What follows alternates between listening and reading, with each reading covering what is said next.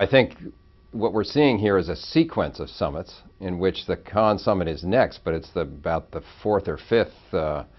site for discussions of these issues, depending on how you're counting it. And I think what we're going to see is still another step in making the agreements more specific, more concrete, and more serious in terms of what national governments do and what the international institutions do. I think the most important thing may be, because it's the G20, and as you know, 10 emerging market economies are in the G20 as opposed to none in the G7 or the G8,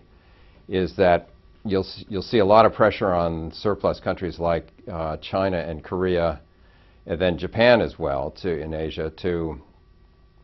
support in a financial way the outside agreements through the IMF or through a global fund or through the EFSF in Europe, to scale up the resources even more than what happened at the Brussels summit. So I think it's an opportunity to sort of take some further steps to both be more specific, more marshal more resources, and to put in place more serious and permanent commitments on all the different elements here.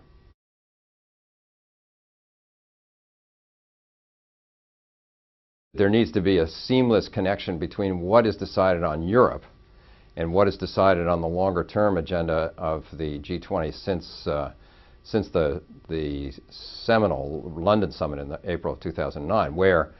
there was an agreement there to transform the Financial Stability Forum into a Financial Stability Board that was less Eurocentric than the forum and included all the G20 countries plus others. So it's a genuine world forum for negotiating bank oversight, financial institution oversight, supervision, and regulation. That agenda is not finished because obviously the European crisis wouldn't be happening. Our own implementation of Dodd-Frank isn't complete, to say the least. So the fact of the matter is the longer-term G20 agenda on financial stability and financial oversight and financial regulation still needs to take place. The long-term agenda item, core agenda item for the G20 on the IMF and more resources and reform for the IMF is crucial, because the Chinese, as they decide whether and how much resources they're going to put into the European problem, are deciding not only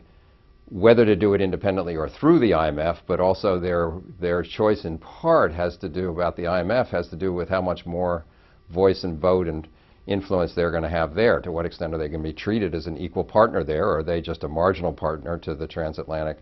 countries that are dominant in the IMF under the current structure?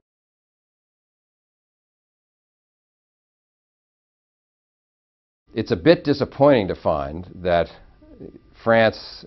is not bringing this forward for heads of state to consider and endorse as a way of showing, I think, the world and the industry that it's a serious public policy loss to remove nuclear energy from the option of being a vastly significant source of additional supply of energy and power in the future, given population increases and increases in access to electricity and the like, and the huge demands that will be there. So I think it's disappointing. It's understandable everybody's trying to be a good guy, I guess, about treating the professionals in the field with a certain amount of distance and respect, but on the other hand, I think this is a public policy issue for the public, the global public. It's a non-trivial issue to have the Germans have decided to close all their nuclear plants by 2022. The only thing that's good about that decision is that it's so far away that hopefully they can reverse it. But they're not going to reverse it unless leaders begin to sensitize the public to the significance of this, of taking the nuclear option off the table. And I think the kind of movement that the IAEA and its members have made is in the right direction. But I think this is a case where the G20, if they chose to really lead,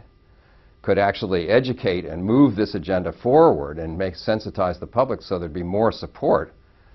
for nuclear safety regulatory reform and international inspections and consistent harmonized regulations and standards across the globe, which would then restore nuclear energy as a safe energy option for the future.